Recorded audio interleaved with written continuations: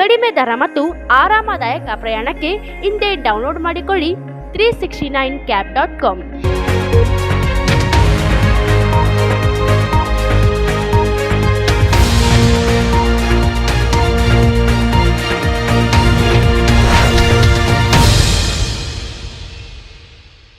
ನಮಸ್ಕಾರ ವೀಕ್ಷಕರೇ, ಕನ್ನಡ ಮಾತೃಭೂಮಿ ವಾರ್ತೆಗಳಿಗೆ ಸ್ವಾಗತ. ನಾನು ಸಂತೋಷಿ ಸರ್ಜೋಳ್ಕರ್. ಮೊದಲಿಗೆ ಹೆಡ್ಲೈನ್ಸ್.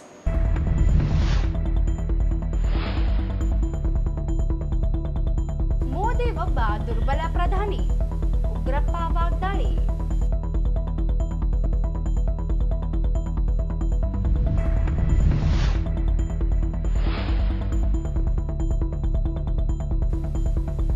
ಆದಿಕವಿ ಶ್ರೀ ಮಹರ್ಷಿ ವಾಲ್ಮೀಕಿ ವಿಶ್ವವಿದ್ಯಾಲಯಕ್ಕೆ ಕಲ್ಯಾಣ ಕರ್ನಾಟಕ ಭಾಗದಿಂದ ಕುಲಪತಿ ನೇಮಿಸಲಿ, ರಘುವೀರ್ ನಾಯಕ್.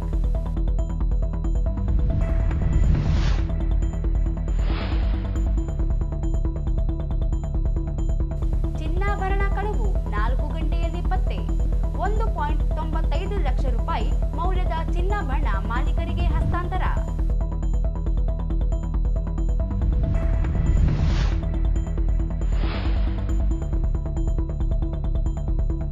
ಹಿಂದೂಗಳ ಮೇಲಿನ ದಾಳಿ, ಉಗ್ರವಾದ ಖಂಡಿಸಿ ಪ್ರತಿಭಟನೆ, ಆನಂದ ಫಡ್ನೀಸ್.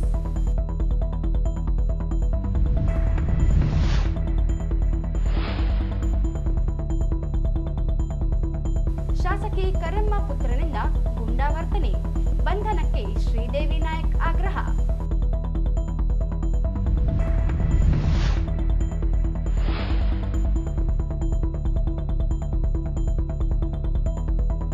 ನಾಗಡದೆನ್ನೆಯಲ್ಲಿ ಆಲಿಕಲ್ಲು ಮಳೆ.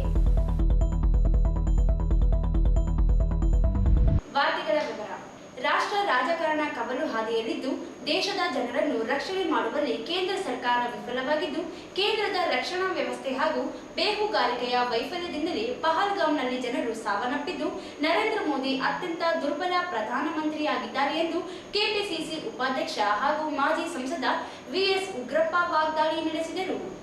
ಅವರಿಂದು ನಗರದಲ್ಲಿ ಸುದ್ದಿಗೋಷ್ಠಿಯನ್ನುದ್ದೇಶಿಸಿ ಮಾತನಾಡಿ, ಕಳೆದ 10-11 ವರ್ಷಗಳಿಂದ ನೋಡುತ್ತಾ ಬಂದಿದ್ದು ನರೇಂದ್ರ ಮೋದಿ ಒಬ್ಬ ವೀಕೆಸ್ಟ್ ಪ್ರೈಮ್ ಮಿನಿಸ್ಟರ್ ಆಗಿದ್ದಾರೆ. ಮೋದಿ ಆಡಳಿತ ಅವಧಿಯಲ್ಲಿ ಎಲ್ಲ ರಂಗಗಳಲ್ಲೂ ಕೇಂದ್ರ ಸರ್ಕಾರದ ವಿಫಲತೆಯನ್ನು ಕಾಣಬಹುದಾಗಿದೆ ಎಂದರು. ರಾಷ್ಟ್ರ ಪ್ರೇಮದ ಬಗ್ಗೆ, ರಾಷ್ಟ್ರದ ರಕ್ಷಣೆ ಬಗ್ಗೆ ಬಹಳ ಪುಗ್ಗಾನುಪುಗ್ಗವಾಗಿ ನರೇಂದ್ರ ಮೋದಿ ಮಾತನಾಡುತ್ತಾರೆ. 2014ರಿಂದ ಒಟ್ಟು 3982 ಸಾರಿ ಉಗ್ರವಾದಿಗಳಿಂದ ಭಾರತದ ಮೇಲೆ ದಾಳಿಯಾಗಿದೆ. ಅದರಲ್ಲಿ 413 ಜನ ನಾಗರಿಕರು, 630 ಜನ ಭದ್ರತಾ ಅಧಿಕಾರಿಗಳು ವಿನಾಕಾರಣ ಸಾವನ್ನಪ್ಪಿದ್ದಾರೆ. ಸಾವಿರಾರು ಜನ ಗಾಯಗೊಂಡಿದ್ದಾರೆ, ಆಸ್ತಿ ಪಾಸ್ತಿ ಕಳೆದುಕೊಂಡಿದ್ದಾರೆ. ಇದಕ್ಕೆ ನೇರ ಕಾರಣ ಕೇಂದ್ರದ ಭದ್ರತಾ ವೈಫಲ್ಯವಾಗಿದೆ ಎಂದರು. ಬಹುಶಃ ಇವತ್ತು ರಾಷ್ಟ್ರ ರಾಜಕಾರಣವನ್ನು ನೋಡಿದ್ರೆ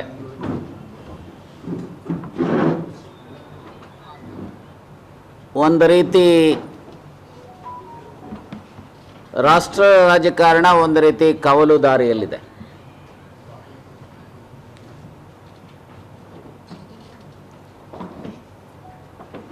ರಾಷ್ಟ್ರವನ್ನು ಕಳೆದ 10-11 ವರ್ಷಗಳಿಂದ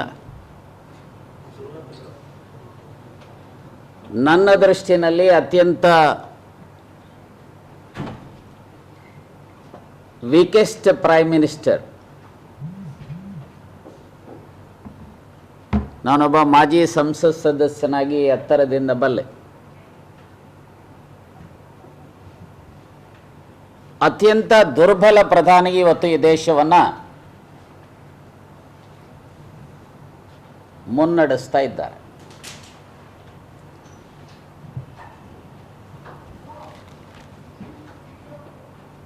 ಕಳೆದ 10-11 ವರ್ಷಗಳನ್ನು ಹಿಂತಿರುಗಿ ನೋಡಿದರೆ, ಸಿಂಹಾವಲೋಕನ ಮಾಡಿದರೆ,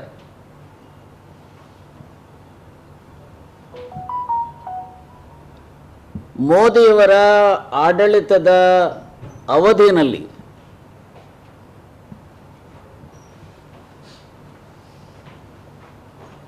ಎಲ್ಲ ರಂಗಗಳಲ್ಲೂ ಇವತ್ತು ಅವರ ಸರ್ಕಾರ ವಿಫಲ ಆಗಿರತಕ್ಕಂಥದ್ದನ್ನು ಕಾಣಬಹುದು.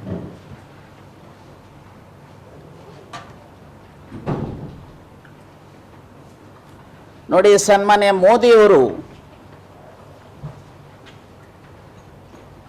ರಾಷ್ಟ್ರಪ್ರೇಮದ ಬಗ್ಗೆ,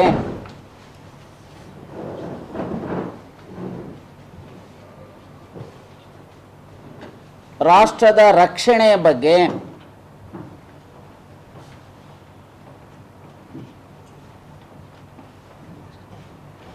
ಬಹಳ ಪುಂಖಾನುಪುಂಖವಾಗಿ ದೇಶ ಪ್ರೇಮದ ಬಗ್ಗೆ ಮಾತನಾಡ್ತಾರೆ.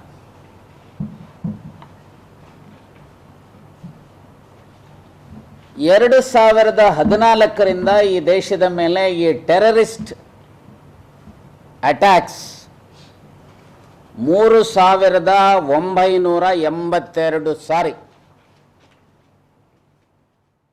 ಭಾರತೀಯ ಸಂವಿಧಾನದ 21ನೇ ವಿಧಿಯು ಮೂಲಭೂತ ಜೀವನ ಮತ್ತು ವೈಯಕ್ತಿಕ ಸ್ವಾತಂತ್ರ್ಯದ ಹಕ್ಕನ್ನು ಖಾತರಿಪಡಿಸುತ್ತದೆ ಮತ್ತು ಈ ಹಕ್ಕಿನ ಅನ್ವಯ ಜನರ ರಕ್ಷಣೆಯ ಜವಾಬ್ದಾರಿ ಕೇಂದ್ರ ಹಾಗೂ ರಾಜ್ಯ ಸರ್ಕಾರಗಳ ಮೇಲಿರುತ್ತದೆ.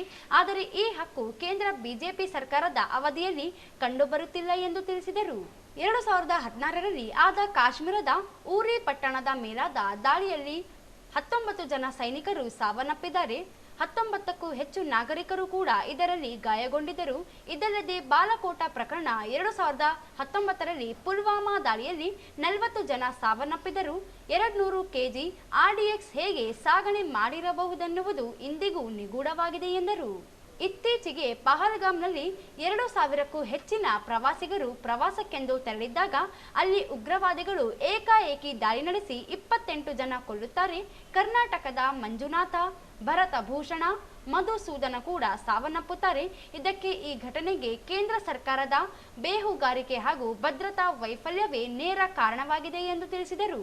56 ಇಂಚಿನ ಎದೆಯನ್ನು ಹೊಂದಿರುವ ಪ್ರಧಾನಿ ನರೇಂದ್ರ ಮೋದಿ ಸಬ್ಕಾ ಸಾಥ್ ಸಬ್ಕಾ ವಿಕಾಸ್ ಅಚ್ಚೇ ದಿನ್ ಎಂದು ಹೇಳುತ್ತಾರೆ. ಸಾಮಾನ್ಯ ಜನರ ಪ್ರಾಣ ಹೋಗುವುದು ಕೇಂದ್ರ ಸರ್ಕಾರಕ್ಕೆ ಅಚ್ಚೇ ದಿನ್ ಆಯಿತೆ ಎಂದರು. ಅಮಾಯಕರನ್ನು ರಕ್ಷಣೆ ಮಾಡಲು ಆಗದ ಮಿಸ್ಟರ್ ಮೋದಿ ಹಾಗೂ ಅಮಿತ್ ಶಾ ಉತ್ತರ ಕೊಡಬೇಕಾಗಿದೆ. ಮೋದಿ ಪ್ರಧಾನಿ ಆಗಲು ಅರ್ಹತೆ ಇಲ್ಲ ಎಂಬುದು ಈ ಘಟನೆಯಿಂದ ತಿಳಿಯುತ್ತದೆ. ನೋಡಿ, ಇವತ್ತು 2016ರಲ್ಲಿ ಯುರಿ ಪ್ರಕರಣ, ಉರಿ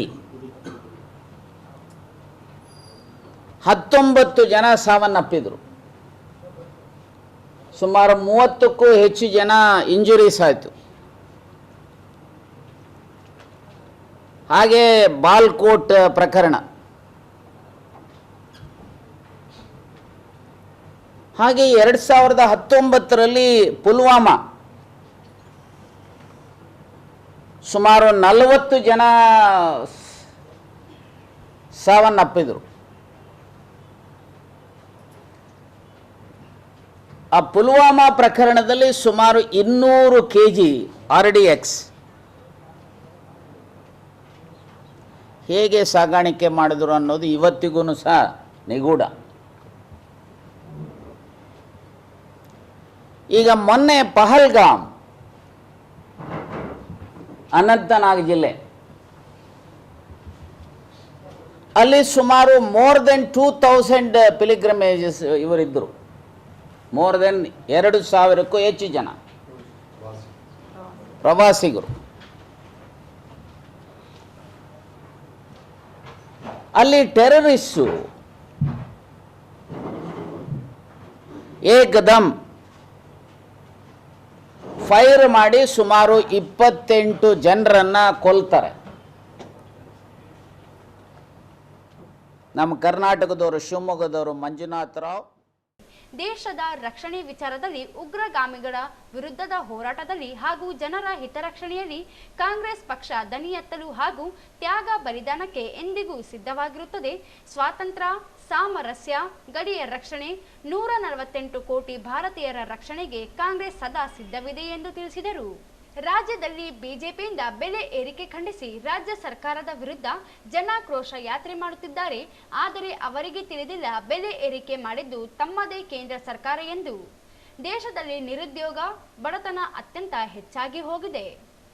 ಪ್ರಸ್ತುತ ಚಿನ್ನದ ಬೆಲೆಯು ಗಗನಕ್ಕೇರಿದ್ದು ತಾಳಿ ಮಾಡಿಕೊಳ್ಳಲು 10 ಗ್ರಾಂ ಬೇಕು.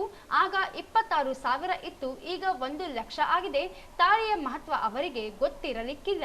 ಭಾರತದ ಪರಂಪರೆ, ಸಂಸ್ಕಾರ ಸಂಸ್ಕೃತಿ ಬಗ್ಗೆ ಕಾಳಜಿ ಇದ್ದರೆ ಕೇಂದ್ರ ಸರ್ಕಾರ ಚಿನ್ನದ ಬೆಲೆ ನಿಯಂತ್ರಿಸಲು ಮುಂದಾಗಬೇಕು. ಬಡವರಿಗೆ ತಾಳಿ ಮಾಡಿಸಿಕೊಳ್ಳಲು ಚಿನ್ನವನ್ನು ಸಬ್ಸಿಡಿಯಲ್ಲಿ ಕೊಡಬೇಕು ಎಂದು ಹೇಳಿದರು. ಆಯಾ ದೇಶದ ಬೇಹುಳಗಾರಿಕೆ ವಿಫಲವಾದರೆ ಆ ದೇಶ ಆ ರಾಜ್ಯ ನೆಮ್ಮದಿ ಶಾಂತಿ ಸಮೃದ್ಧಿಯಿಂದ ಇರಲು ಸಾಧ್ಯವಿಲ್ಲ. ದೇಶದ ಹಿಂದಿನ ರಾಜಕಾರಣಿಗಳು ತಮ್ಮ ಆಡಳಿತದಲ್ಲಿ ವಿಫಲತೆ ಕಂಡುಬಂದರೆ ರಾಜೀನಾಮೆ ಕೊಡುತ್ತಿದ್ದರು. ಬಿಜೆಪಿಯ ಕೇಂದ್ರ ನಾಯಕರಿಗೆ ನೈತಿಕತೆ ಇರಬೇಕು ಎಂದು ಕಿಡಿಕಾರಿದರು. ಈ ಸಂದರ್ಭದಲ್ಲಿ ಕಾಂಗ್ರೆಸ್ ಮುಖಂಡರಾದ ಡಿಕೆ ಮುರಳಿ ಯಾದವ್, ಶ್ರೀದೇವಿ ನಾಯಕ್, ಮಂಜುಳಾ, ಮಾಲಾ ಭಜಂತ್ರಿ, ಖಾಸಿಂ ಬಿ, ಲಕ್ಷ್ಮಿ ಸೇರಿದಂತೆ ಅನೇಕರು ಉಪಸ್ಥಿತರಿದ್ದರು. ಆದಿಕವಿ ಶ್ರೀ ಮಹರ್ಷಿ ವಾಲ್ಮೀಕಿ ವಿಶ್ವವಿದ್ಯಾಲಯಕ್ಕೆ ಕಳೆದ 8 ತಿಂಗಳಿನಿಂದ ಕುಲಪತಿಯನ್ನು ನೇಮಕ ಮಾಡದೇ ಇರುವುದರಿಂದ ಸಾಕಷ್ಟು ತೊಂದರೆಗಳು ಉಂಟಾಗುತ್ತವೆ. ಸರ್ಕಾರ ಕುಲಪತಿಗಳ ನೇಮಕಕ್ಕೆ ಶೀಘ್ರವೇ ಮುಂದಾಗಬೇಕು ಎಂದು ಹೈದರಾಬಾದ್ ಕರ್ನಾಟಕ ಪ್ರದೇಶ ವಾಲ್ಮೀಕಿ ನಾಯಕ್ ಸಂಘದ ವಿಭಾಗೀಯ ಕಾರ್ಯದರ್ಶಿ ರಘುವೀರ್ ನಾಯಕ್ ಒತ್ತಾಯಿಸಿದರು. ಅವರಿಂದು ಮಾಧ್ಯಮಗೋಷ್ಠಿ ಉದ್ದೇಶಿಸಿ ಮಾತನಾಡಿ, ಕಳೆದ 2021ರಲ್ಲಿ ಕಲಬುರಗಿ ವಿಶ್ವವಿದ್ಯಾಲಯದಿಂದ ಬೇರ್ಪಡಿಸಿ ಪ್ರತ್ಯೇಕ ವಿಶ್ವವಿದ್ಯಾಲಯವಾಗಿ ಸ್ಥಾಪನೆಯಾಗಿದೆ. 4 ವರ್ಷಗಳು ಕಳೆದಿವೆ. ಆದರೆ ವಿಶ್ವವಿದ್ಯಾಲಯಕ್ಕೆ ಬೇಕಿರುವ ಸಿಬ್ಬಂದಿಗಳು, ಉಪನ್ಯಾಸಕರು ಗುತ್ತಿಗೆ ಆಧಾರದ ಮೇಲೆ ಕೆಲಸ ಮಾಡುತ್ತಿದ್ದು ನೇಮಕಾತಿ ಪ್ರಕ್ರಿಯೆ ಮಂದಗತಿಯಲ್ಲಿದೆ. ಹೆಚ್ಚಿನ ಅಭಿವೃದ್ಧಿ ಸರ್ಕಾರ ಅನುದಾನ ನೀಡಬೇಕಿದೆ. ಕೇವಲ ವಿಶ್ವವಿದ್ಯಾಲಯ ಸ್ಥಾಪನೆ ಮಾಡಿದ್ದು ಬಿಟ್ಟರೆ ಈವರೆಗೆ ಹೆಚ್ಚಿನ ಅನುದಾನ ನೀಡಿಲ್ಲವೆಂದು ದೂರಿದರು. ರಾಜ್ಯದಲ್ಲಿ ಎಲ್ಲ ವಿಶ್ವವಿದ್ಯಾಲಯಕ್ಕೆ ಹೋಲಿಸಿದರೆ ಆದಿಕವಿ ಶ್ರೀ ಮಹರ್ಷಿ ವಾಲ್ಮೀಕಿ ವಿಶ್ವವಿದ್ಯಾಲಯವು ವರ್ಷಕ್ಕೆ 39 ಕೋಟಿ ಆದಾಯ ಸರ್ಕಾರಕ್ಕೆ ನೀಡುತ್ತಿದೆ.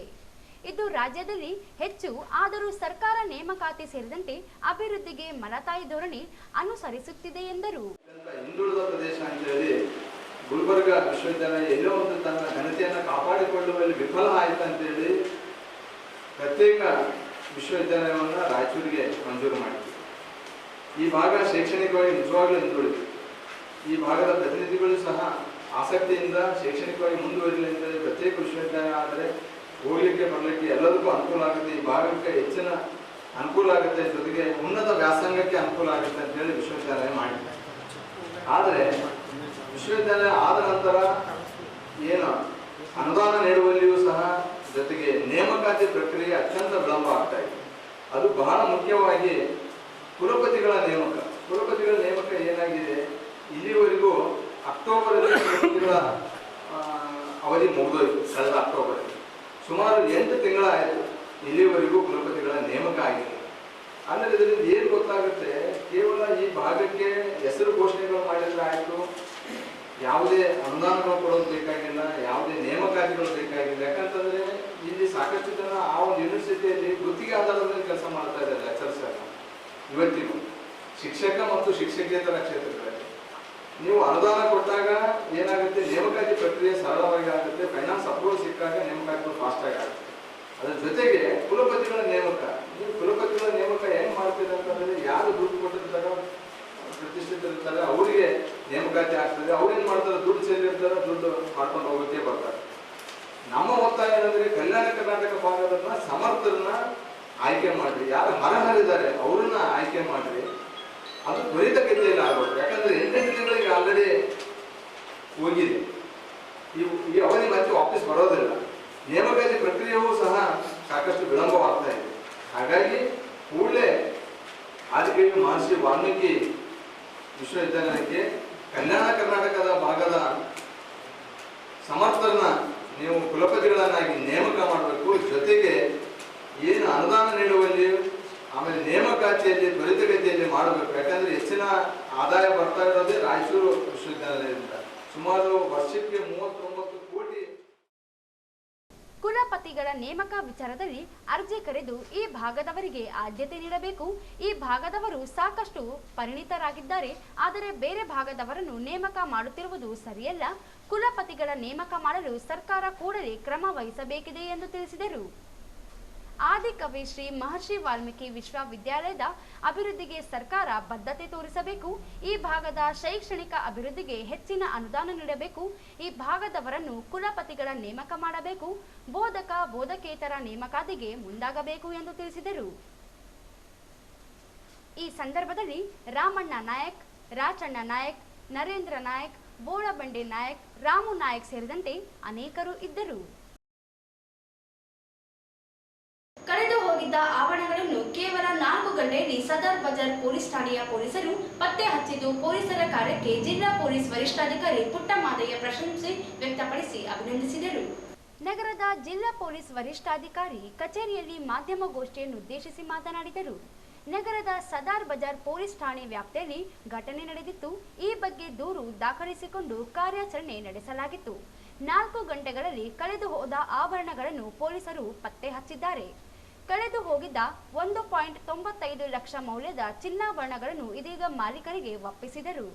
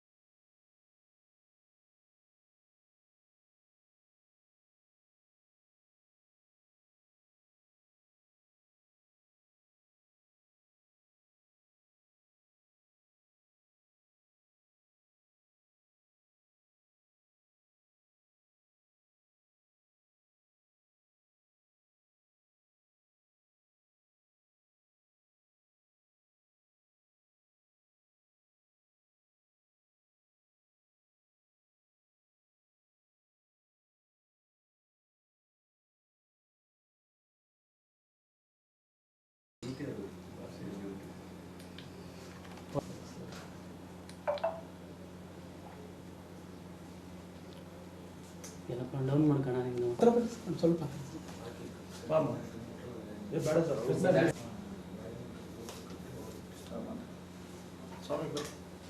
ರವಿ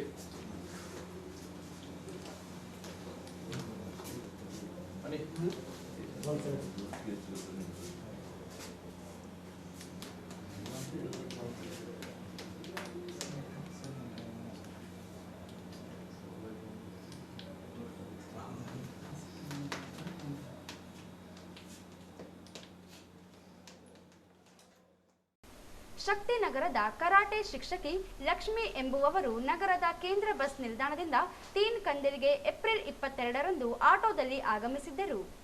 ಒಡವೆ ಇದ್ದ ಆಟೋದಲ್ಲಿ ಬ್ಯಾಗ್ ಮರೆತು ಹೋಗಿದ್ದರು. ತದನಂತರ ಸದಾರ್ ಬಜಾರ್ ಪೊಲೀಸ್ ಠಾಣೆಗೆ ಆಗಮಿಸಿ ದೂರು ನೀಡಿದ ತಕ್ಷಣದಲ್ಲಿ ಕಾರ್ಯಾಚರಣೆ ನಡೆಸಿದರು. ನಗರದ ಪ್ರಮುಖ ಸ್ಥಳಗಳಲ್ಲಿ ಪೊಲೀಸ್ ಇಲಾಖೆಯಿಂದ ಅಳವಡಿಸಿರುವ ಸಿಸಿ ಕ್ಯಾಮೆರಾ ಸಹಾಯದಿಂದ ಆಟೋ ಪತ್ತೆ ಹಚ್ಚಿ ಕಳೆದು ಹೋದ 17 ಗ್ರಾಂ ಬಂಗಾರದ ಒಡವೆ, 33 ತೊಲೆ ಆಭರಣದ ಮತ್ತು 1,000 ನಗದು ಒಟ್ಟು 1.95 ಲಕ್ಷ ರೂಪಾಯಿ ಮೌಲ್ಯ ಪತ್ತೆ ಹಚ್ಚಿ ಮಾಲೀಕರಿಗೆ ಒಪ್ಪಿಸಲಾಗಿದೆ ಎಂದು ತಿಳಿಸಿದರು. ಶ್ರೀಮತಿ ಲಕ್ಷ್ಮಿ ಶಕ್ತಿನಗರದವರು, karate teacher, RTPS colony Shaktinagar. ಇವರು 28ನೇ ತಾರೀಕಲ್ಲಿ ನಮ್ಮ ರಾಯಚೂರು ನಗರ ಬಸ್ ಸ್ಟ್ಯಾಂಡಿಂದ ತೀನ್ ಕಂದಿಲ್ಗೆ ಹೋಗಬೇಕಾದ್ರೆ ಒಂದು ಪ್ರೈವೇಟ್ ಆಟೋದಲ್ಲಿ ಪ್ರಯಾಣ ಮಾಡಿದ್ದಾರೆ. ಅಕಸ್ಮಾತ್ ಇಳಿಬೇಕಾದ್ರೆ ಬ್ಯಾಗ್ ಬಿಟ್ಟಿದ್ದಾರೆ. ಬಿಟ್ಟು ಇಮಿಡಿಯೇಟ್ ಸದರ್ ಬಜಾರ್ ಪೊಲೀಸ್ ಸ್ಟೇಷನ್ಗೆ ಬಂದಿದ್ದಾರೆ. ತಕ್ಷಣ ಕಾರ್ಯಪ್ರವೃತ್ತವಾದ ನಮ್ಮ ಇನ್ಸ್ಪೆಕ್ಟರ್ ಮತ್ತು ಅವ್ರ ತಂಡ ಶೋಧನೆ ಪ್ರಾರಂಭ ಮಾಡಿದ್ದಾರೆ. ಅವರ ಪ್ರಯತ್ನಕ್ಕೆ ಫಲ ಸಿಕ್ಕಿದೆ. ಇಮಿಡಿಯೇಟಾಗಿ ಎಲ್ಲಿಂದ ಕಳ್ಕೊಂಡು ಅಲ್ಲಿಂದ ಸ್ಟಾರ್ಟ್ ಮಾಡಿದ್ದಾರೆ.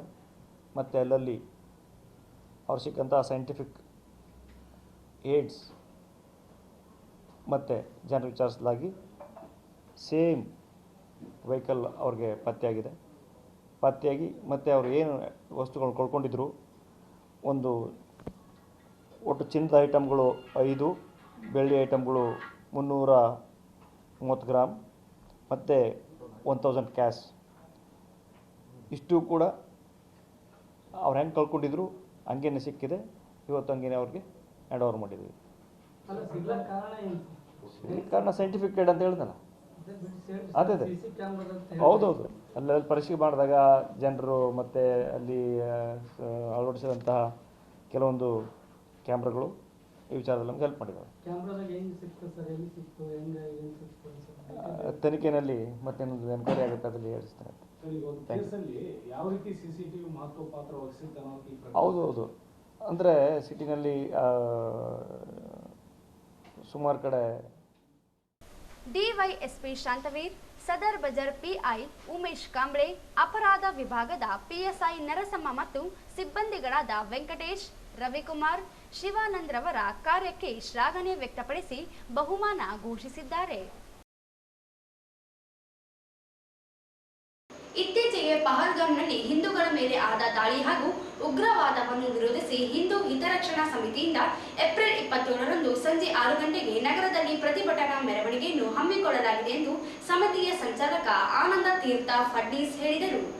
ಅವರಿಂದು ಮಾಧ್ಯಮಗೋಷ್ಠಿಯನ್ನುದ್ದೇಶಿಸಿ ಮಾತನಾಡಿ, ಭಾರತ ದೇಶದ ಇತಿಹಾಸದಲ್ಲಿ ಧರ್ಮದ ಮೇಲೆ ಹೆಚ್ಚಿನ ಪ್ರಹಾರಗಳಾಗುತ್ತಿವೆ. ದೇಶದ ಬದ್ಧತೆ ಹಾಗೂ ಧರ್ಮದ ಬದ್ಧತೆಗಾಗಿ ಪ್ರತಿಭಟನೆ ನಡೆಯಲಿದೆ ಎಂದರು. ಪ್ರತಿಭಟನೆಯು ನಗರದ ಶೆಟ್ಟಿಬಾವಿ ವೃತ್ತದಿಂದ ಆರಂಭವಾಗಿ ಸರಾಫ್ ಬಜಾರ್, ತೀನ್ ಕಂದಿಲ್ ವೃತ್ತ, ಸೂಪರ್ ಮಾರ್ಕೆಟ್, ಮಹಾವೀರ್ ವೃತ್ತದ ಮೂಲಕ ಚಂದ್ರಮೌಳೇಶ್ವರ ವೃತ್ತದಲ್ಲಿ ಅಂತ್ಯಗೊಳ್ಳಲಿದೆ ಎಂದು ಹೇಳಿದರು. ಪ್ರತಿಭಟನೆಗೆ ಎಲ್ಲ ಸ್ವಾಮೀಜಿಗಳಿಗೂ ಆಹ್ವಾನಿಸಲಾಗಿದೆ. ಜೊತೆಗೆ ದೇಶದ ಪರವಾಗಿ, ಧರ್ಮದ ಪರವಾಗಿ ನಿಲ್ಲುವ ಪ್ರತಿಯೊಬ್ಬರೂ ಕೂಡ ಪ್ರತಿಭಟನೆಯಲ್ಲಿ ಭಾಗವಹಿಸಬಹುದಾಗಿದ್ದು 2,000ಕ್ಕೂ ಅಧಿಕ ಜನರು ಪ್ರತಿಭಟನೆಯಲ್ಲಿ ಭಾಗಿಯಾಗುವ ನಿರೀಕ್ಷೆ ಇದೆ ಎಂದು ತಿಳಿಸಿದರು. 2,000ಕ್ಕಿಂತ ಹೆಚ್ಚು ಜನರನ್ನು ಸೇರಿಸಿ ಈ ಒಂದು ಪ್ರತಿಭಟನೆ ಕಾರ್ಯಕ್ರಮವನ್ನು ಮಾಡ್ತಾ ಇದ್ದೀವಿ. ಮುಖ್ಯವಾಗಿ ನಮ್ಮ ಧರ್ಮಕ್ಕೆ ಬಂದಿರುವಂತಹ ಕುತ್ತನ್ನು ನಾವು ಹೋಗಲಾಡಿಸಬೇಕಾಗಿದೆ. ಇತಿಹಾಸವನ್ನು ನೋಡಿದಾಗ ನಮ್ಮ ಧರ್ಮದ ಮೇಲೆ ಸಾಕಷ್ಟು ಪ್ರಹಾರ ಈಗಾಗಲೇ ಆಗಿದೆ. ಮತ್ತೆ ಮುಂದೆ ಅದು ಮುಂದುವರಿಬಾರದು, ಇದು ಮರುಕಳಿಸಬಾರದು ಮತ್ತು ಹಿಂದೂ ಧರ್ಮ ಸಶಕ್ತವಾಗಿ ಸದೃಢವಾಗಿ ಈ ದೇಶದಲ್ಲಿ ಬೆಳೆಯಬೇಕು, ಜಗತ್ತಿನಾದ್ಯಂತ ಬೆಳೆಯಬೇಕು. ಆ ಒಂದು ಉದ್ದೇಶದಿಂದ ಈ ಬಂದಂತಹ ಒಂದು ಕಂಟಕವನ್ನು ನಿವಾರಣೆ ಮಾಡಬೇಕು, ಉಗ್ರವಾದ ಕೊನೆಗೊಳ್ಳಬೇಕು, ಧರ್ಮಾಧಾರಿತ ಉಗ್ರವಾದ ಕೊನೆಗೊಳ್ಳಬೇಕು. ಆ ಒಂದು ದೃಷ್ಟಿಯಿಂದ ಈ ಒಂದು ಪ್ರತಿಭಟನಾ ಮೆರವಣಿಗೆಯನ್ನು ನಾವು ಹಮ್ಮಿಕೊಂಡಿದ್ದೇವೆ. ನಾಳೆ ಸಾಯಂಕಾಲ 6 ಗಂಟೆಗೆ ಶುರುವಾಗಿ ಸರಾ ಬಜಾರ್, ತೀನ್ ಕಂದಿಲ್, ಬಟ್ಟೆ ಬಜಾರ್ ಮತ್ತು ಮಹಾವೀರ್ ಚೌಕದಿಂದ ಚಂದ್ರಮೌಳೇಶ್ವರ ಚೌಕದಲ್ಲಿ ಇದು ಕೊನೆಗೊಳ್ತಾ ಇದೆ. ನಾವು ನಮ್ಮ ಧರ್ಮದ ಪ್ರತಿ ಘೋಷಣೆಗಳನ್ನು ಕೂಗ್ತಾ ಮತ್ತು ದೇಶದ ಪ್ರತಿ ಘೋಷಣೆಗಳನ್ನು ಕೂಗ್ತಾ ಕೆಲವು ಪ್ರೈವರ್ಸ್ ಇಟ್ಕೊಂಡು ಸ್ತಬ್ಧಚಿತ್ರಗಳನ್ನ ಇಟ್ಕೊಂಡು ಅಂದರೆ ಘೋಷಣೆಗಳನ್ನ ಇಟ್ಕೊಂಡು ನಾವು ಮೆರವಣಿಗೆಯನ್ನು ಮಾಡ್ತಾ ಇದ್ದೇವೆ. ಈ ಒಂದು ಮೆರವಣಿಗೆಗೆ ನಾವು ಹೆಚ್ಚಿನ ಪ್ರಚಾರ ಕೊಡಬೇಕು ಅಂತ ತಮ್ಮಲ್ಲಿ ಕಳಕಳಿಯ ಪ್ರಾರ್ಥನೆಯನ್ನು ನಾನು ಮಾಡ್ತಾ ಇದ್ದೇನೆ. ಇದು ದೇಶದ ಭದ್ರತೆಗಾಗಿ, ಧರ್ಮದ ಭದ್ರತೆಗಾಗಿ ಮತ್ತು ನಮ್ಮೆಲ್ಲರ ಭದ್ರತೆಗಾಗಿ ನಾವು ಮಾಡ್ತಾ ಇರ್ತಕ್ಕಂಥ ಒಂದು ಪ್ರತಿಭಟನೆ. ಇದು ಹಿಂದೂ ಹಿತರಕ್ಷಣಾ ಸಮಿತಿ ಅಂತ ಒಂದು ಮಾಡ್ಕೊಂಡಿದ್ದೀವಿ. ಎಲ್ಲ ಹಿಂದೂಗಳು ಒಟ್ಟಾಗಿ ಹಿಂದೂ ಹಿತರಕ್ಷಣಾ ಸಮಿತಿ ವತಿಯಿಂದ ಮಾಡ್ತಾ ಇದ್ದೀವಿ. ಅವರು ಕೂಡ ಬರುವ ಒಂದು ವಿಚಾರವನ್ನು ವ್ಯಕ್ತಪಡಿಸಿದ್ದಾರೆ. ಅದರಿಂದ ಎಲ್ಲ ಸ್ವಾಮೀಜಿಗಳನ್ನು ಸೇರಿಸಿಕೊಂಡು ಈ ಒಂದು ಪ್ರತಿಭಟನೆಯನ್ನು ನಾವು ಆರಂಭ ಮಾಡಿದ್ದೇವೆ. ಈ ಸಂದರ್ಭದಲ್ಲಿ ಶಂಶಾಲಪ್ಪ ದೊಡ್ಡಮನಿ, ಹನುಮಂತ, ಅಶೋಕ್ ಪಾಟೀಲ್, ರವಿ ಕೃಷ್ಣ, ರಮೇಶ್, ಶಿವಬಸಪ್ಪ ಮಾಲಿ ಪಾಟೀಲ್ ಸೇರಿದಂತೆ ಇತರರು ಇದ್ದರು. ಇತ್ತೀಚೆಗೆ ದೇವದುರ್ಗ ಶಾಸಕಿ ಜಿ ಕರೆಮ್ಮ ನಾಯಕ್ ಅವರ ಪುತ್ರ ಸಂತೋಷ್ ನಾಯಕ್ ಕಾಕರಗಲ್ ಬಳಿಯ ಟೋಲ್ ಗೇಟ್ ಧ್ವಂಸಗೊಳಿಸಿದ್ದು ಖಂಡನೀಯ. ದೇವದುರ್ಗ ವ್ಯಾಪ್ತಿಯಲ್ಲಿ ಶಾಸಕೀಯ ಪುತ್ರನಿಂದಲೇ ಗುಂಡಾ ವರ್ತನೆ ಕಂಡುಬರುತ್ತಿದ್ದು, ಕೂಡಲೇ ಪೊಲೀಸರು ಸಂತೋಷ್ ನಾಯಕನನ್ನು ಬಂಧಿಸಬೇಕು ಎಂದು ಕೆಪಿಸಿಸಿ ಮಹಿಳಾ ಘಟಕದ ಉಪಾಧ್ಯಕ್ಷೆ ಶ್ರೀದೇವಿ ನಾಯಕ್ ಆಗ್ರಹಿಸಿದರು. ಅವರಿಂದು ಮಾಧ್ಯಮಗೋಷ್ಠಿಯನ್ನುದ್ದೇಶಿಸಿ ಮಾತನಾಡಿ, ದೇವದುರ್ಗ ತಾಲೂಕಿನಲ್ಲಿ ಶಾಸಕಿ ಪುತ್ರನ ಗುಂಡಾ ವರ್ತನೆ ಹೆಚ್ಚಾಗಿ ಹೋಗಿದ್ದು, ಈ ಹಿಂದೆಯೂ ಪೊಲೀಸ್ ಪೇದೆ ಮೇಲೆ ಹಲ್ಲೆ ಮಾಡಿರುವ ಬಗ್ಗೆಯೂ ಆರೋಪಗಳಿದ್ದು, ಇದೀಗ ಟೋಲ್ ಗೇಟ್ ಧ್ವಂಸಗೊಳಿಸಿ ಪುಂಡಾಟ ಮೆರೆದಿದ್ದಾನೆ ಎಂದು ದೂರಿದರು. ಟೋಲ್ ಗೇಟ್ ತೆರವುಗೊಳಿಸಲು ಅದರದೇ ಆದ ನಿಯಮಗಳಿವೆ. ರಾಜ್ಯ ಸರ್ಕಾರಕ್ಕೆ ಈ ಬಗ್ಗೆ ಗಮನಕ್ಕೆ ತರಬೇಕು ಅಥವಾ ಜಿಲ್ಲೆಯ ಅಧಿಕಾರಿಗಳ ಗಮನಕ್ಕೆ ತಂದು ಟೋಲ್ ಗೇಟ್ ತೆರವು ಮಾಡಿಸಬಹುದಿತ್ತು. ಆದರೆ ಈ ರೀತಿ ಟೋಲ್ ಗೇಟ್ ಧ್ವಂಸಗೊಳಿಸಿರುವುದು ಖಂಡನೀಯ ಎಂದರು. ಹಿಂದೆನೂ ಕೂಡ ಪೊಲೀಸ್ ಅಧಿಕಾರಿ ಮೇಲೆ ದಬ್ಬಾಳಿಕೆ ಮಾಡಿ, ದೌರ್ಜನ್ಯ ಮಾಡಿ, ಅವ್ರಿಗೆ ಹಲ್ಲೆ ಮಾಡಿ, ಅವ್ರಿಗೂ ಕೂಡ ತೊಂದರೆ ಕೊಟ್ಟಿದ್ರು.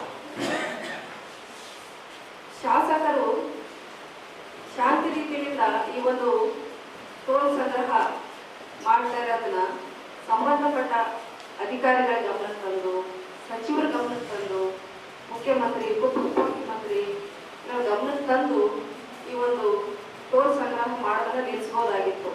ಏಕಾಏಕಿ 45 ಜನ ಕರ್ಕೊಂಡೋಗಿ ಈ ರೀತಿ ಗುಂಡಾ ವರ್ತನೆ ಮಾಡಿ ಆ ಟೋಲ್ನ ಅಂದರೆ ಸರ್ಕಾರದ ಆಸ್ತಿ, ಎಲ್ಲ ಜನಗಳು ಟ್ಯಾಕ್ಸ್ ಕಟ್ಟಿರೋಂಥ ಸರ್ಕಾರದ ಆಸ್ತಿ ಮೇಲೆ ಈ ಥರ ಹಾನಿ ಮಾಡೋದ್ರಿಂದ ನಮ್ಮ ಎಲ್ಲರ ಮೇಲೂ ತೊಂದರೆ ಆಗುತ್ತೆ. ಹಾಗಾಗಿ ಈ ಒಂದು ಇವಾಗೇ ಇಷ್ಟೆಲ್ಲ ದೌರ್ಜನ್ಯ ಮಾಡ್ತಾ ಇದ್ದಾರೆ. ಮುಂದಿನ ದಿನಮಾನಗಳಲ್ಲಿ ಏನು ಮಾಡ್ತಾರೆ ಅವರು? ಇವಾಗ ಯಾವುದೋ ಒಬ್ಬರು ಅಧಿಕಾರಿ ತಹಸೀಲ್ದಾರ್ ಆಯಿತು ಯಾವುದೇ ಒಬ್ಬರು ಅಧಿಕಾರಿಗಳು ಮಾತು ಕೇಳಿಲ್ಲ ಅಂತಂದ್ರೆ ಕಚೇರಿ ಧ್ವಂಸ ಮಾಡಿದ್ರೂ ಕೂಡ ಯಾವುದೇ ರೀತಿಯಿಂದ ಅನುಮಾನ ಇಲ್ಲ. ಈ ತರ ಗೂಂಡಾ ವರ್ತನೆ ಮಾಡೋದಕ್ಕೆ ಯಾರು ಅವ್ರಿಗೆ ಆದೇಶ ಕೊಟ್ಟಿದ್ದು? ಹೌದು ಅಲ್ವಾ? ವಿಧಾನಸೌಧದಲ್ಲಿ ಏನ್ ಹೇಳ್ತಾರೆ ಶಾಸಕರು, ನನಗೆ ಜೀವ ಭಯ ಇದೆ ಅಂತ ಹೇಳ್ತಾರೆ. ಅಷ್ಟು ದೊಡ್ಡ ಅವ್ರ ದೇವಸ್ಥಾನದಲ್ಲಿ ಇವ್ರು ನೋಡಿದ್ರೆ ಗೂಂಡಾ ವರ್ತನೆ ಮಾಡಿ ಇಲ್ಲಿ ಇರ್ತಕ್ಕಂಥ ನಮ್ಮ ದೇವದುರ್ಗ ತಾಲೂಕಿನಲ್ಲಿ ಇರ್ತಕ್ಕಂಥ ಎಲ್ಲ ಅಧಿಕಾರಿಗಳಿಗೆ, ಜನಗಳಿಗೆ ಇವರಿಂದ, ಶಾಸಕರಿಂದ, ಕರೆಮಾಜಿ ನಾಯಕು ಹಾಗೂ ಅವ್ರ ಪುತ್ರರಿಂದ ಎಲ್ರಿಗೂ ಕೂಡ ಇಲ್ಲಿ ಜೀವ ಬೆದರಿಕೆ ಇದೆ, ಬಂದಿದೆ ಅಂತ ಹೇಳಿದ್ರೆ ತಪ್ಪಾಗ್ಲಿಕ್ಕಿಲ್ಲ. ಎಲ್ಲ ಅಧಿಕಾರಿಗಳು ಕೂಡ ದೇವದುರ್ಗಕ್ಕೆ ಬರ್ರಿ ಅಂತ ಹೇಳಿ ಅಂತಂದ್ರೆ ಇವರ ಕಮಿಷನ್ ದಂಧೆಯಿಂದ, ಇವರ ಕಿರುಕುಳದಿಂದ ದೇವದುರ್ಗಕ್ಕೆ ಯಾವುದೇ ಅಧಿಕಾರಿಗಳು ಕೂಡ ಬರೋದಕ್ಕೆ ಒಳ್ಳೆ ಅಂತ ಇದ್ದಾರೆ. ಟೋಲ್ ಗೇಟ್ ಜನರ ತೆರಿಗೆಯಿಂದಾದ ಸರ್ಕಾರದ ಆಸ್ತಿಯಾಗಿದ್ದು, ಜನಪ್ರತಿನಿಧಿಯ ಪುತ್ರ ಈ ರೀತಿಯಾಗಿ ಗುಂಡಾ ವರ್ತನೆ ತೋರಿರುವುದು ಸರಿಯಲ್ಲ. ಮುಂದಿನ ದಿನಗಳಲ್ಲಿ ಸರ್ಕಾರ ಅಧಿಕಾರಿಗಳು ಮಾತು ಕೇಳಿಲ್ಲವೆಂದು ಇಲಾಖೆಯ ಕಚೇರಿಗಳಿಗೂ ಹಾನಿ ಮಾಡುವ ಸಾಧ್ಯತೆಗಳಿರುತ್ತವೆ ಎಂದರು. ರೈತರ ಮೇಲಿನ ಕಾಳಜಿಯಿಂದ ಟೋಲ್ ಗೇಟ್ ಮುಚ್ಚುವಂತೆ ಶಾಸಕೀಯ ಪುತ್ರ ಹಾಗೂ ಬೆಂಬಲಿಗರು ಹೋರಾಟ ಮಾಡುತ್ತಿಲ್ಲ. ಬದಲಾಗಿ ತಾವು ನಡೆಸುವ ಮರಳು ಸಾಗಾಣಿಕೆ ಸೇರಿ ಅಕ್ರಮ ದಂಧೆಗಳಿಗೆ ತೊಂದರೆ ಉಂಟಾಗುತ್ತದೆ ಎಂಬ ಉದ್ದೇಶದಿಂದ ಈ ರೀತಿ ದಾಳಿಗಳನ್ನು ಮಾಡುತ್ತಿದ್ದಾರೆ ಎಂದು ಆರೋಪಿಸಿದರು. ನಮ್ಮ ದೇವದುರ್ಗ ತಾಲೂಕಿನಲ್ಲಿರ್ತಕ್ಕಂಥ ಎಲ್ಲ ಅಧಿಕಾರಿಗಳಿಗೆ, ಜನಗಳಿಗೆ ಇವರಿಂದ, ಶಾಸಕರಿಂದ, ಕರೆಮಾಜಿ ನಾಯಕು ಹಾಗೂ ಅವ್ರ ಪುತ್ರರಿಂದ ಎಲ್ರಿಗೂ ಕೂಡ ಇಲ್ಲಿ ಜೀವ ಬೆದರಿಕೆ ಇದೆ, ಬಂದಿದೆ ಅಂತ ಹೇಳಿದ್ರೆ ತಪ್ಪಾಗ್ಲಿಕ್ಕಿಲ್ಲ. ಎಲ್ಲ ಅಧಿಕಾರಿಗಳು ಕೂಡ ದೇವದುರ್ಗಕ್ಕೆ ಬರ್ರಿ ಅಂತ ಹೇಳಿ ಅಂತಂದ್ರೆ ಇವರ ಕಮಿಷನ್ ದಂಧೆಯಿಂದ, ಇವರ ಕಿರುಕುಳದಿಂದ ದೇವದುರ್ಗಕ್ಕೆ ಯಾವುದೇ ಅಧಿಕಾರಿಗಳು ಕೂಡ ಬರೋದಕ್ಕೆ ಒಳ್ಳೆ ಅಂತ ಇದ್ದಾರೆ. ಹಾಗೇನೆ ಇನ್ನೊಂದು ವಿಷಯ, ಮೇನ್ ಆಗಿ ಇವರು ಟೋಲ್ ಬಂದ್ ಮಾಡೋದು ರೈತರಿಗೆ ಒಳ್ಳೇದಾಗ್ಲಿ, ಬಡವರಿಗೆ ಒಳ್ಳೇದಾಗ್ಲಿ ಅನ್ನೋ ಉದ್ದೇಶದಿಂದ ಇಲ್ಲ. ರಾತ್ರೋರಾತ್ರಿ ಮರಳು ಮಾಫಿ ಅಂತ ನಡೀತಾ ಇದೆ. ಅದೇನು ಎಲೆಕ್ಷನ್ ಮುಂಚೆ ಹೇಳಿದ್ರು ಮಕ್ಕಳ ಮೇಲೆ ಪ್ರಮಾಣ ಮಾಡಿ ಏನಂತ, ನಾನು ಬಂದ ಮೇಲೆ ಮರಳು ಮಾಫಿಯಾ ನಡೆಯಲ್ಲ, ಮಟಕ ಇಸ್ಬಿಟ್ಟು ಯಾವ್ದು ನಡೆಯಲ್ಲ ಅಂತ ಹೇಳಿದ್ರು. ಇವಾಗ ಕಂಟಿನ್ಯೂ ಹಂಗೆ ನಡೀತಾ ಇದೆ. ಈ ಮರಳಿನಂತೂ ರಾತ್ರೋರಾತ್ರಿ ನಡೀತಾ ಇದೆ. ಏನಾದ್ರು ಟೋಲ್ ಆದ್ರೆ ಏನಾದ್ರು CC ಕ್ಯಾಮ್ರಾ ಎಲ್ಲ ಇರುತ್ತೆ, ರೆಕಾರ್ಡ್ಸ್ ಆಗುತ್ತೆ, ಗಾಡಿಗಳೆಲ್ಲ ಓಡಾಡೋದು. ತಮ್ದು ವೈಯಕ್ತಿಕಕ್ಕೆ ತೊಂದರೆ ಆಗುತ್ತೆ ಅನ್ನೋ ಉದ್ದೇಶದಿಂದ, ಮರಳು ಮಾಫಿಯಾ ನಿಲ್ಲುತ್ತೆ ಅನ್ನೋ ಉದ್ದೇಶದಿಂದ ಈ ಟೋಲ್ ಬಂದ್ ಮಾಡ್ಬೇಕನ್ನೋದು ಅವ್ರ ಮನಸ್ಥಿತಿ ಐತೆ ಹೊರತಾಗಿ ನಿಜವಾಗ್ಲೂ ರೈತರಿಗೆ, ಬಡವರಿಗೆ ಅನುಕೂಲ ಆಗೋದಕ್ಕೋಸ್ಕರ ಟೋಲ್ ಬಂದ್ ಮಾಡ್ರಿ ಅಂತ ಹೇಳಿ ಅಂತ ಇವ್ರದ್ದು ಶಾಸಕರದಾಯ್ತು, ಅವ್ರ ಪುತ್ರರದಾಯ್ತು ಮನಸ್ಥಿತಿ ಇಲ್ಲ ಅಂತ. ಈ ಬಗ್ಗೆ ರಾಜ್ಯದ ಮುಖ್ಯಮಂತ್ರಿಗಳು, ಗೃಹ ಸಚಿವರಿಗೆ ಮನವಿ ಮಾಡಲಾಗುವುದು. ಜೊತೆಗೆ ಜಿಲ್ಲಾ ಪೊಲೀಸ್ ವರಿಷ್ಠಾಧಿಕಾರಿಗಳು ಕೂಡಲೇ ಆರೋಪಿಯನ್ನು ಬಂಧಿಸಬೇಕು, ಇಲ್ಲವಾದಲ್ಲಿ ಮುಂದಿನ ದಿನಗಳಲ್ಲಿ ಪ್ರತಿಭಟನೆ ಹಮ್ಮಿಕೊಳ್ಳಲಾಗುವುದು ಎಂದು ತಿಳಿಸಿದರು. ಈ ಸಂದರ್ಭದಲ್ಲಿ ಮಾಲಾ ಭಜಂತ್ರಿ, ಮಂಜುಳಾ, ಖಾಸಿಂ ಬಿ, ಲಕ್ಷ್ಮಿ ಸೇರಿದಂತೆ ಇನ್ನಿತರರು ಉಪಸ್ಥಿತರಿದ್ದರು. ಅರಕೇರ ತಾಲೂಕಿನ ನಾಗರದಿನ್ನೆ ಗ್ರಾಮದಲ್ಲಿ ಭಾರೀ ಬಿರುಗಾಳಿ, ಗುಡುಗು ಸಿಡಿಲು ಆರ್ಭಟದೊಂದಿಗೆ ಆಲಿಕಲ್ಲು ಮಳೆ ಸುರಿದಿದೆ. ಕಾದು ಕೆಂಡವಾಗಿದ್ದ ಇಳೆಗೆ ಆಲಿಕಲ್ಲು ಮಳೆ ತಂಪಾಗಿಸಿದರೆ ರೈತರ ಪಾಲಿಗೆ ಶಾಪವಾಗಿ ಪರಿಣಮಿಸಿದೆ. ಭತ್ತ ಕಟಾವು ನಡೆದಿದ್ದು ಕೆಲ ರೈತರು ರಾಶಿ ಹಾಕಿದ್ದಾರೆ. ಅಕಾಲಿಕವಾಗಿ ಸುರಿದ ಆಲಿಕಲ್ಲು ಮಳೆ ರೈತರನ್ನ ಆತಂಕಕ್ಕೀಡು ಮಾಡಿದೆ. ಭಾರೀ ಬಿರುಗಾಳಿ ರಾಶಿ ರಕ್ಷಣೆಯ ಸವಾಲಾದರೆ ಕಟಾವು ಮಾಡುತ್ತಿರುವ ಭತ್ತ ಭೂಮಿಗೆ ಬಿದ್ದು ನಷ್ಟ ಅನುಭವಿಸುವಂತಾಗಿದ್ದು, ಕೈಗೆ ಬಂದ ತುತ್ತು ಬಾಯಿಗೆ ಬರದಂತಾಗಿದೆ.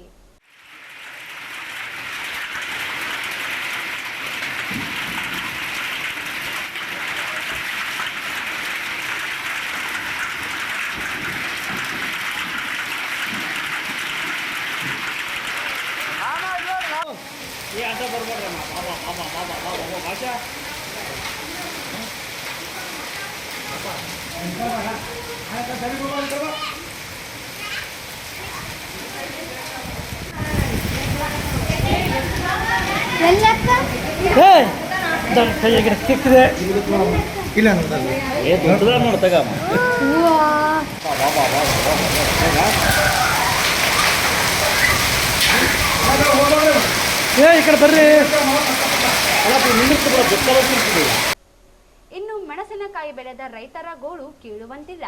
ಬೆಲೆ ಕುಸಿತದಿಂದ ಸಂಗ್ರಹಿಸಿ ಇಡಲಾಗಿದ್ದ ಮೆಣಸಿನಕಾಯಿ ಹೊದಿಕೆ ಭಾರಿ ಗಾಳಿಗೆ ಹಾರಿ ಹೋಗಿ ಮೆಣಸಿನಕಾಯಿ ತೊಯ್ದು ರೈತರ ಕಷ್ಟ ನುರ್ಮೂಡಿಸಿದೆ. ರಾಜ್ಯ ಸರ್ಕಾರ, ಕೇಂದ್ರ ಸರ್ಕಾರದ ದಾರಿ ಕಾಯ್ದೆ ಬೆಂಬಲ ಬೆಲೆಯಲ್ಲಿ ಮೆಣಸಿನಕಾಯಿ ಖರೀದಿಸುವ ಮೂಲಕ ರೈತರಿಗೆ ಜೀವದಾನ ನೀಡಬೇಕಾಗಿದೆ.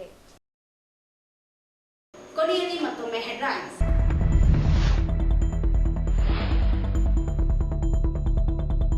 ಮೋದಿ ಒಬ್ಬ ದುರ್ಬಲ ಪ್ರಧಾನಿ, ಉಗ್ರಪ್ಪ ವಾಗ್ದಾಳಿ.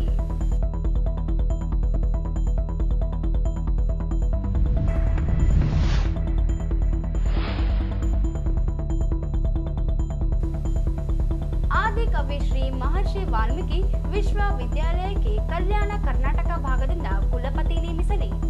ರಘುವೀರ್ ನಾಯಕ್.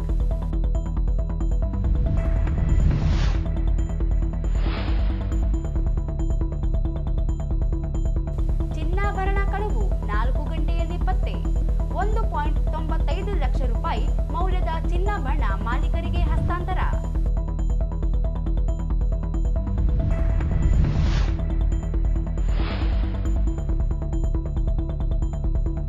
ಹಿಂದೂಗಳ ಮೇಲಿನ ದಾಳಿ, ಉಗ್ರವಾದ ಖಂಡಿಸಿ ಪ್ರತಿಭಟನೆ. ಆನಂದ ಫಡ್ನೀಸ್.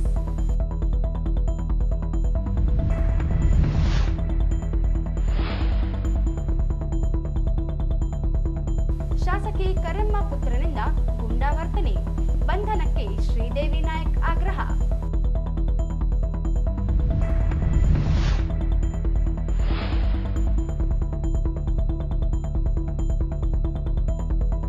ನಾಗರ ದೆನ್ನೆಯಲ್ಲಿ ಆಲಿಕಲ್ಲು ಮಳೆ. ಇಲ್ಲಿಗೆ ವಾರ್ತೆಗಳ ಪ್ರಸಾರ ಮುಕ್ತಾಯವಾಯಿತು. ಮುಂದಿನ ವಾರ್ತೆಗಳೊಂದಿಗೆ ಮತ್ತೆ ಭೇಟಿಯಾಗೋಣ. ವಂದನೆಗಳು.